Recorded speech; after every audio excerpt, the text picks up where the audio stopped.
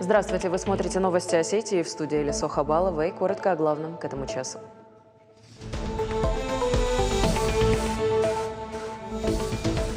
Министр промышленности и торговли России Денис Мантуров прибыл в Северную Осетию с рабочим визитом. Он побывал на производственных площадках и обсудил с руководителем региона дальнейшее взаимодействие.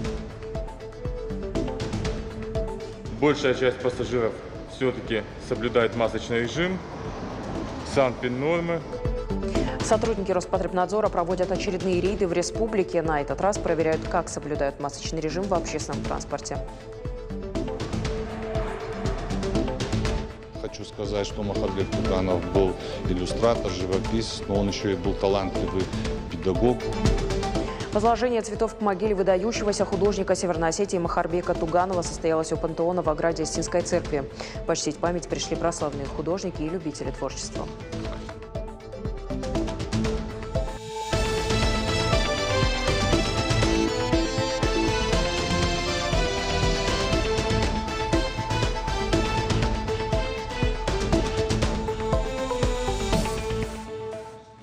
В Северную Осетию с рабочим визитом прибыл министр промышленности и торговли России Денис Мантуров.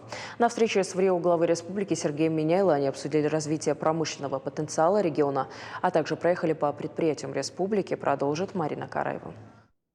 Первая остановка министра промышленности и торговли России Дениса Мантурова – Беслан. В сопровождении руководителя региона посетили мемориал «Город ангелов». Делегация возложила цветы к памятнику Древа скорби и героям-спецназовцам.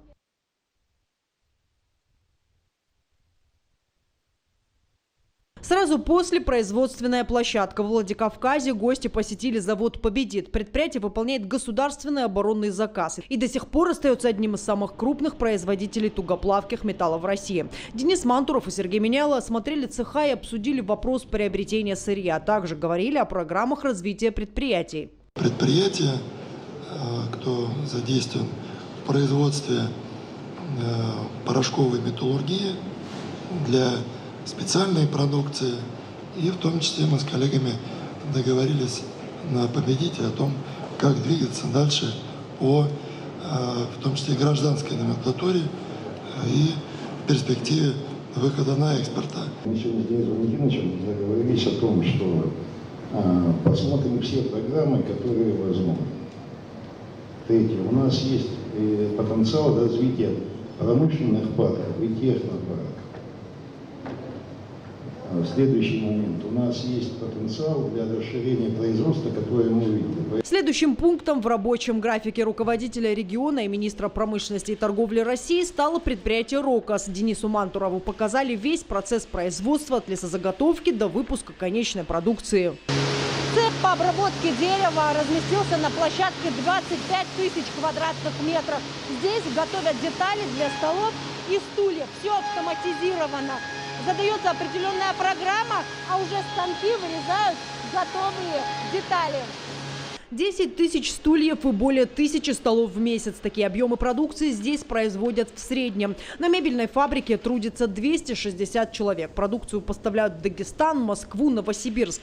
Сейчас предприятие сталкивается с некоторыми сложностями. Одна из них – спад спроса, и не только на фоне пандемии, но и сезонности. Мы сейчас ожидаем от приезда министра содействия в реализации нашего нового проекта, который мы хотим реализовать. Это проект по изготовлению нового щита. То есть планируем наладить линию по производству мебельного щита. Как раз таки этот продукт нам уже позволит нивелировать те сезонные спады спроса, которые есть на рынке. Мебельный щит – это, скажем так, полуфабрикат, который можно использовать как для производства столешниц, фасадов, стеновых панелей.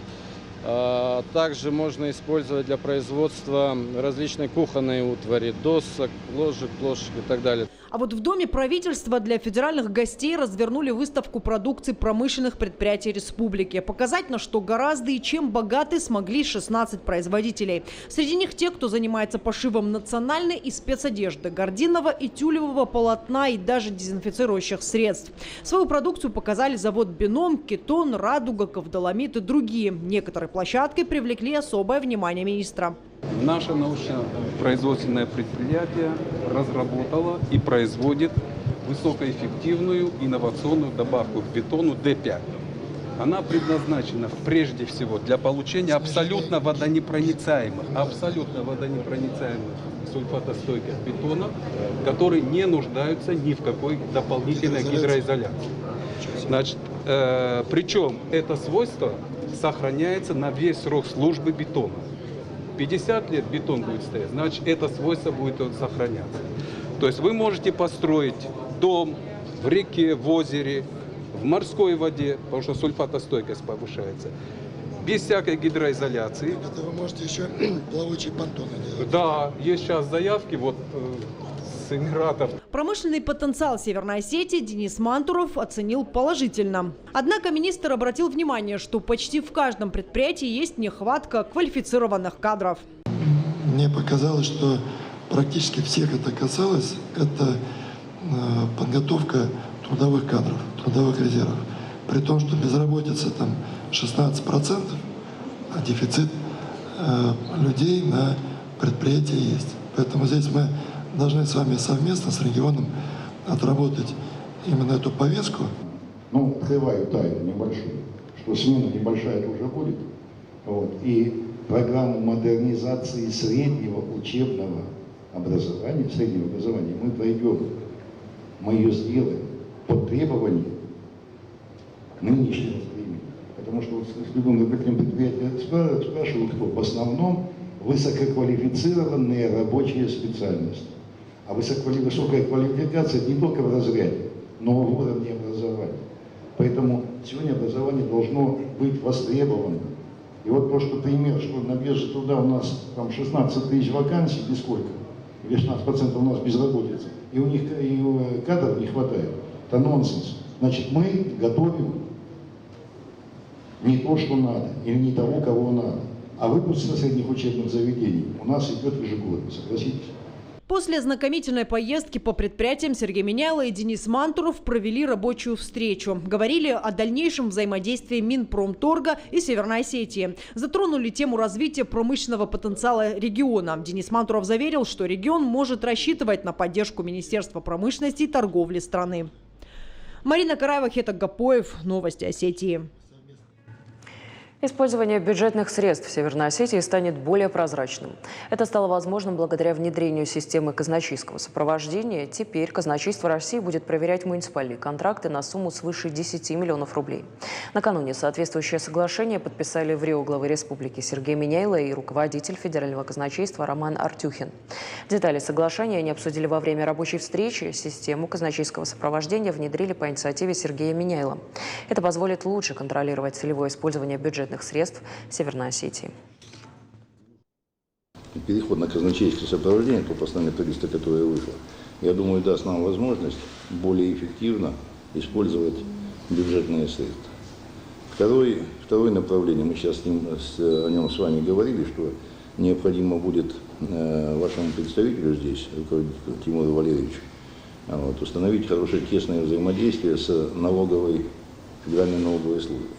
Действительно, вот эти все механизмы казначейского сопровождения, бюджетный мониторинг, взаимодействие с коллегами с налоговой службы, это тот необходимый новый инструмент, который, безусловно, создает, можно сказать, новый такой правопорядок, что ли, бюджетный. Сергей Миняйло встретился и с наиболее активными представителями молодежи. Среди них руководители некоммерческих организаций, работники ресурсных центров, деятели культуры и науки. Молодые люди смогли задать все интересующие вопросы руководителю региона.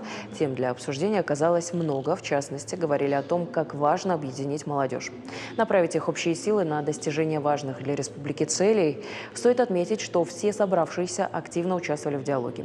Сергей Миняйло подчеркнул, что услышал много интересных предложений, которые обязательно будут рассмотрены. Я считаю, что такие встречи являются очень полезными и, более того, важными. За счет таких встреч молодежь чувствует обратную связь с властью республики. Поэтому считаю это очень актуальным.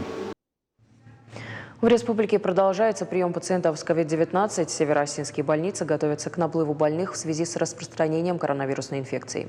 Уже подготовили инфекционное отделение ДРКБ и в Архонской ЦРБ. Подробнее обо всем Галина Григорян. Также Надеть перчатки, медицинский комбинезон, обязательно респираторы и очки. Репетиция перед приемом больных с коронавирусной инфекцией. Но Елена Артамонова признается, это уже не в новинку. Такой период в жизни не забывается. Работала в ковидной зоне 4 месяца и уже привыкла в этом костюме. Хочешь, не хочешь, привыкать надо. Дополнительные койки развернули в Орхонской больнице. Оборудованы палаты на 100 мест. В медучреждении завозят медикаменты, средства индивидуальной защиты. Численность рассчитана по количеству кислородных точек. Набран на сегодняшний день уже штат из резерва Министерства здравоохранения. Готовимся к тому, чтобы уже завтра принимать больных. С приемной КБСП сюда их на спецтранспорте будут привозить. Дополнительные койки развернут и в республиканской клинической больнице. В случае необходимости готов двухэтажный корпус, рассчитанный на 100 коек. В полной готовности детское инфекционное отделение больницы. С первой волны у нас есть план развертывания госпитальной базы. При необходимости мы можем развернуть до 130 коек. В данный момент тяжелых среди детей, находящихся в отделении для оказания помощи больным с новой коронавирусной инфекцией нет. Все состояния расценивается как средней тяжести. Есть как последствия коронавирусной, как осложнения пневмонии, которые уже не выделяют, так и 6 детей, которые выделяют на сегодняшний день коронавирус. За последние сутки в ковидные стационары госпитализированы 35 человек. Больше 50 сейчас находятся в реанимации, 11 подключены к аппаратам ИВЛ. На базе КБСП, ДРКБ, а также ЦКБ Правобережного района развернуты койки для пациентов с новой коронавирусной инфекцией. Галина Григорян, Алан Суанов. Новости Осетии. В стационарах республики на сегодняшний день находится 435 человек, из которых у 215 референс-центром подтвержден COVID-19. За сутки госпитализировали 35 человек. Всего в Северной Осетии коронавирус подтвержден у 17 301 человека. Выздоровело 16 844 человека. В Минздраве республики напоминают, в Северной Осетии проводится массовая иммунизация против COVID-19. Ее проводят в 12 медучреждениях республики. По данным ведомства, 62 608 человек уже получили первый компонент вакцины. Вторым привиты 46 859 жителей республики. Вакцина доступна для жителей всех районов. Для прохождения вакцинации нужно обратиться в территориальную медорганизацию. Прививочные пункты работают не только на базе медучреждений, но и в местах массового скопления людей. Один из таких пунктов снова развернули на рынке Викалина. Покупатели смогли не только найти необходимые продукты, но и сделать прививку от коронавируса. Вакцинацию проводили врачи 7-й поликлиники, помогали медикам-волонтеры. У меня отец пожилой, и во избежание всяких инцидентов решил вакцинироваться. Я скептически относился, но вот пришло понимание, осознание, что это нужное дело. Распространение коронавирусной инфекции набирает обороты. В связи с этим усиливаются меры предосторожности, чтобы избежать роста заболеваемости COVID-19. Сотрудники Роспотребнадзора провели очередные рейды. В этот раз проверили соблюдение масочного режима в маршрутных такси. Продолжит Эллада Дзукаева. Рамис Бердиев возит пассажиров уже много лет, понимает, маски – необходимая мера предосторожности и уже не выходит без нее из дома. Просит пассажиров не пренебрегать ношением масок и делиться с ними средствами защиты. Потому что ходит болезнь на береге. И себе, и от людей. Мы же народ возим. Надо осторожно. Бывает там редко что-то кто-то. А так в основном соглашается все. А если без маски, я предупреждаю, оденьте маску, пожалуйста. И написано внутри, наружу, как положено. Указом в Рио главы республики Сергея Миняйла несколько дней назад усилили ограничительные меры. Особое внимание местам массового скопления людей. Министерство промышленности и транспорта Республики Северная Осетия Алания совместно с ГИБДД по городу Владикавказ, Управлением Роспотребнадзора и Ространснадзором продолжают проводить совместные рейдовые мероприятия по соблюдению мер профилактики распространения COVID-19 в общественном транспорте. В связи с увеличением количества заболеваемости, а также с выходом 22 июня текущего года указа в Рио главы номер 159 о мерах по предупреждению новой коронавирусной инфекции на территории Республики Северная Осетия Алания, хочется отметить сознательность граждан. Большая часть пассажиров все-таки соблюдает масочный режим, санпин-нормы, но, к сожалению, есть доля граждан, которая все-таки пренебрегает Рейды по соблюдению санитарных норм сотрудниками Роспотребнадзора проводятся ежедневно. Масочный режим в республике отменен не был и носит обязательный характер. На данный момент было остановлено около 10 машин, да. В целом, можно сказать, что водители соблюдают масочный режим. У них по санитарным требованиям в основном все соблюдается. Граждане еще расслаблены и, где-то 30-40% носят маски в общественном транспорте. Меры усилились, так как пошел рост, и, соответственно, и контроль будет усилен. Все же добросовестных водителей больше, отмечают надзорные органы. С пассажирами же была проведена беседа в целях профилактики и обеспечения соблюдения требуемых норм. Лада Дзукаева, Хета Гапоев, Новости Осетии. Руководителем ГАО НТК Осетии Рыштон назначена Ирина Каргинова. Соответствующий приказ подписал председатель комитета по делам печати и массовых коммуникаций республики Юрий Федаров.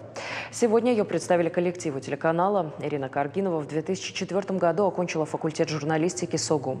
Работала корреспондентом информационной службы ГТРК «Алания», является автором различных проектов документальных циклов. В 2017 году вместе с Эльбрусом Дзабиевым начала работу над созданием телеканала Осетии Рыштон, где работала в должности генерального продюсера до декабря 2019 года. 140 лет назад родился народный североостинский художник Туганов Махарбек Сафарович. Родился он в селении Дурдур. О заслугах Махарбека Туганова можно говорить много, но память, которую он оставил, говорит сама за себя. В его честь назван Североостинский республиканский художественный музей во Владикавказе, дом-музей в родовом селе Дурдур и не только. В день рождения художника возложили цветы к его могиле, продолжит Батрас Загуров. Ранним утром десятки людей собрались у пантеона в ограде Остинской церкви.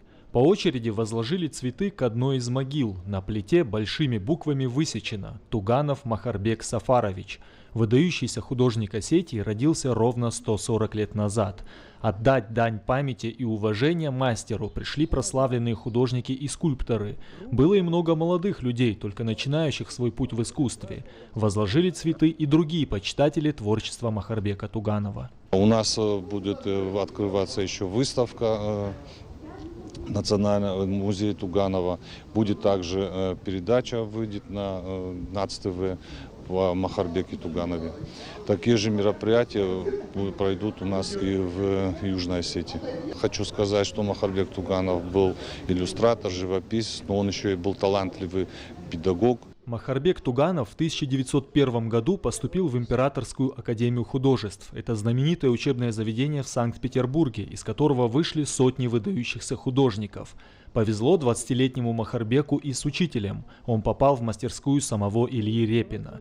Будучи уже состоявшимся творцом, Махарбек Туганов помог открыть во Владикавказе художественную студию, а в Цхинвале картинную галерею. По словам специалистов, вклад Туганова в остинскую культуру и историю неоценим. Его именем названы художественный музей во Владикавказе, училище в Цхинвале, а также несколько улиц Северной Осетии. Я с абсолютной уверенностью заявляю, мне кажется, что со мной все согласятся, мирового уровня достигли из остинских художников трое. Это Туганов, Тавасев и Джанаев. Пир нартов Туганова – это шедевр, это уникально. Благодаря таким, как Туганов, нартские сказали сохранены за нами. Махарбек Туганов является прекрасным примером для молодежи Северной Осетии. Добившись всемирной славы, он, тем не менее, посвятил себя служению искусству на родной земле. Махарбек Туганов своей жизнью и творчеством прославил нашу республику. На него ориентируются все молодые остинские художники, желая достичь с годами таких же высот. Батрас Загуров, Давид Бетиев, Новости Осетии. Учащиеся Республиканского физико-математического лицея организовали флешмоб к Международному дню борьбы с наркоманией. Представители российского движения школьников подготовили тематические плакаты с лозунгами, организовали мероприятия Министерства образования и науки и Комитет молодежной политики, физической культуры и спорта администрации Владикавказа. Такие мероприятия в лицее проводятся не первый раз, прививая таким образом подрастающему поколению любовь к спорту и здоровому образу жизни. Участники флешмоба с удовольствием продвигают эту идею. Своим флешмобом хотим выразить протест этому злу, наркотикам. Мы хотим призвать молодежь, нашу молодежь, к здоровому образу жизни, к счастью, к миру, к добру и любви. Это важно, потому что от нас, от молодого поколения, зависит будущее нашей страны и, в принципе, всего мира. Надо вести здоровый образ жизни, надо вести правильный образ жизни, слушаться старших, заниматься спортом и максимально избегать всяких вот таких негативных проявлений. И совместными только усилиями молодежи, старших и органов власти, конечно. Премьера состоялась. В Национальной научной библиотеке прошел показ документального фильма о жизни Владимира Соскиева. В фильме «Дорога к себе» Владимир Соскиев, действующий член-корреспондент Российской академии художеств, размышляет об искусстве, вере и свободе. Картина была снята Бюро творческих инициатив «Мост» при поддержке Московской Остинской общины. Авторами и режиссерами выступили Ирина Каргинова и Эльбрус Дзабиев. Продолжит Фатима Дзадзоева. Но этот процесс длительный, это месяцы, иногда и год проходит над одной вещью. Вот есть определенная задача, ты ее должен доводить. Иначе зачем? Человек, чье творчество – целая глава в истории искусства. В каждой работе Владимира Соскиева глубокий смысл и совершенная свобода. Это принципиальная, определяющая позиция скульптора. Она ярко заявлена во всех его работах. Принимая смелые решения, он делает не просто статую или бюст, каких немало во многих городах и странах. Мастер создает памятник, литературно-исторический. Соскиев гениальный художник, и его творчество оно не может не заставлять задумываться.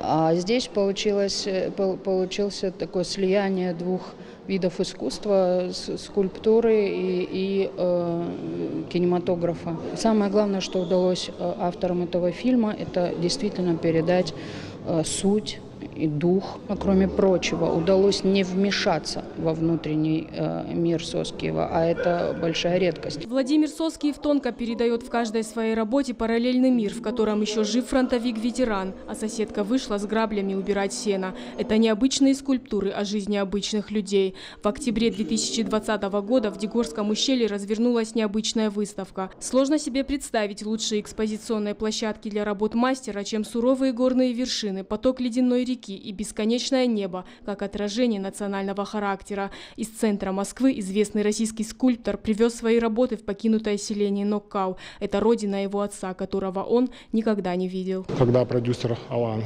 Касаев сказал, что мастер едет на родину еще и со своими скульптурами, мы не могли оставить это без внимания и решили сразу снимать фильм. И мы снимали в горах, потом снимали уже в Москве, в его мастерской. Владимир Соскиев – это, наверное, скорее всего, свобода, потому что этот человек в свои годы сохранил молодость души, потому что он занимался любимым делом.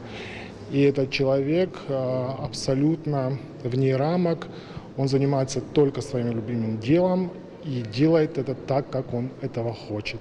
Авторы документального фильма Эльбрус Дзабиев и Ирина Каргинова показали Владимира Соскиева таким, какой он есть, без красок, передав необыкновенную силу творчества мастера. Для меня Соскиев – это свобода. Свобода, которой очень не хватает Осетии, и то, как он безапелляционно в некоторых историях, которые происходят с его работами в Осетии, стоит на своем творческом видении, это, наверное, то, чему нам действительно всем нужно учиться, потому что свобода в творчестве – это самое важное. В фильме скульптор учит слушать себя через творчество. Зрителю становится понятно, кто этот художник, как он видит искусство и как мастер несет через всю свою жизнь упорство и свободу. Фатима Дзадзоева, Александр Каджаев.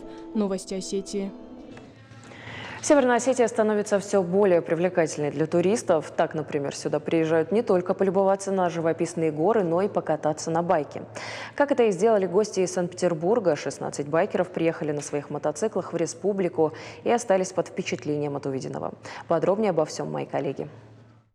Город Беслан стал местом отдыха для байкеров из разных регионов нашей страны. У всех уникальная, но интересная история. А всех их объединяет одно – любовь к мотоциклам и чувство свободы.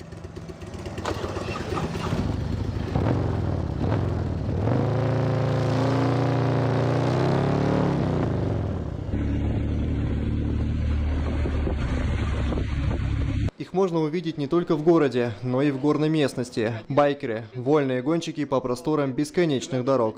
И вот они в Северной Осетии. 16 байкеров из Санкт-Петербурга приехали в республику отдохнуть и познакомиться с культурой региона. Такая поездка, которая объединяет ребят на разных мотоциклах, немножечко из разных клубов, но тем не менее вот это вот желание поехать, попутешествовать, посмотреть новое, оно объединяет. Мы были в Дегоре. Мы жили несколько дней во Владикавказе, мы смогли его посмотреть. Сейчас прям сложно говорить, потому что мы только что вернулись, все ощущения, эмоции, они переполняют. Безумное количество разных красивых фотографий, мест, о которых хочется рассказать и показать. Я неоднократно был в Осетии, но как-то дальше Владикавказа и, скажем, равнинной части не забирался. Вот. В этот раз мы и в Кармадон съездили, посмотрели. Очень разная природа, очень разная местность. Вот.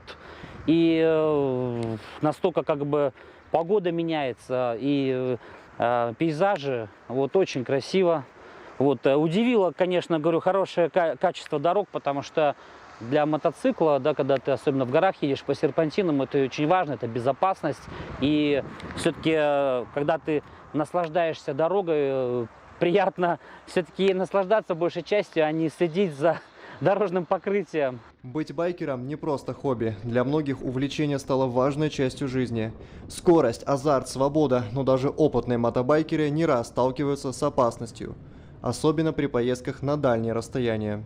Мотоцикл – это опасность, да, и трудности.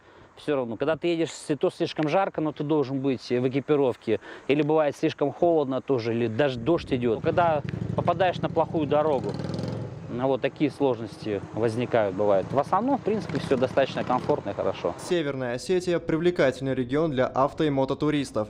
Все чаще их можно встретить на наших дорогах. Для питерских байкеров путешествие в республику останется в памяти. Впереди долгий путь обратно в Санкт-Петербург. Но в планах обязательно вернуться в Осетию. Давид Бурнацев, Батрас Макиев. Новости Осетии. Вы смотрели новости Осетии. Спасибо за внимание и до встречи в эфире.